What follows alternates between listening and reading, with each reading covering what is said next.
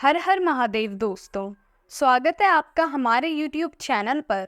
आज की वीडियो में हम सुनेंगे शिव महापुराण श्री उमा संहिता का 21वां अध्याय युद्ध धर्म का वर्णन।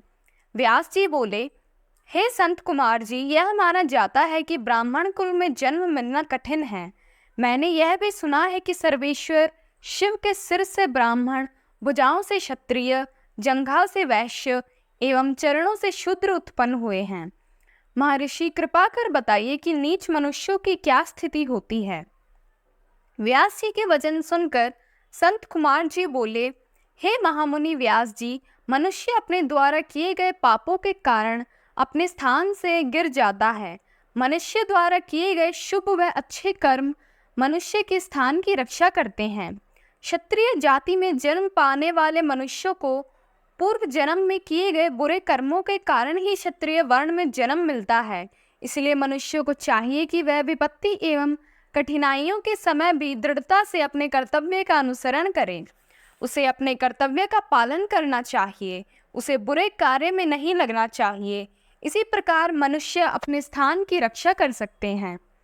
शूद्र वर्ण में जन्म लेने वाले मनुष्य यदि अपने से ऊंचे तीनों वर्णों की सेवा मन लगाकर उचित रीति से धर्मानुसार जीवन भर करते हैं तो उन्हें अगले जन्म में वैश्य वर्ण में जन्म मिलता है।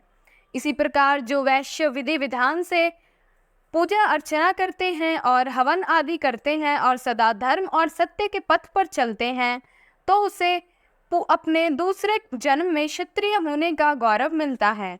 जो क्षत्रिय विधि पूर्वक यज्ञ और अनुष्ठान श्रेष्ठ ऋषिगणों के सानिध्य में पूरा करते हैं, वे अपने क्षत्रिय धर्म का सही से पालन करते हैं, उसे ब्राह्मण कुल में दूसरा जन्म मिलता है। इसी प्रकार ब्राह्मण कुल का जो ब्राह्मण अपने धर्म का दृढ़ता एवं स्थिरता से पालन करता है, वह देवता को प्रसन्न करता है और उसे स्वर्ग की प्राप्ति होती है। व्यास जी ने फिर पूछा, हे संत कुमार जी, अब आप हम सबको युद्ध का महात्म्य सुनाइए। संत कुमार जी बोले, हे महामुनि, जिस अद्भुत फल की प्राप्ति विभिन्न प्रकार के यज्ञों जैसे अग्निष्टमोति और विधि विधान से करने से भी नहीं होती, उस महाफल की प्राप्ति युद्ध द्वारा आसानी से हो सकती है। धर्म पूर्वक अपने पथ पर अडिग रहने वाला क्षत्रिय, जो कि युद्ध में पराजित नहीं होता और न ही युद्ध में पीठ दिखाता है, ऐसा वीर योद्धा जो लड़ते लड़ते शत्रु क्षेत्र में युद्ध क्षेत्र में पराजित न होकर वीर गति को प्राप्त होता है, उसे सीधे स्वर्ग लोक की प्राप्ति होती है। वह जीवन मृत्यु के बंधन से मुक्त हो जाता है। अपने शत्रुओं को मारकर स्वयं भी मर जाने वाले क्षत्रियों को निश्चय ही स्वर्ग में स्थान मिलता है।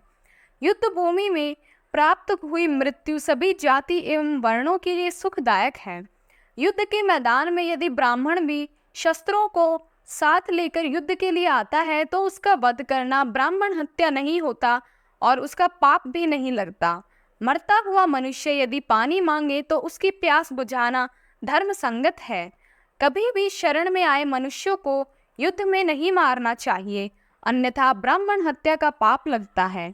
ओम नमः शिवाय।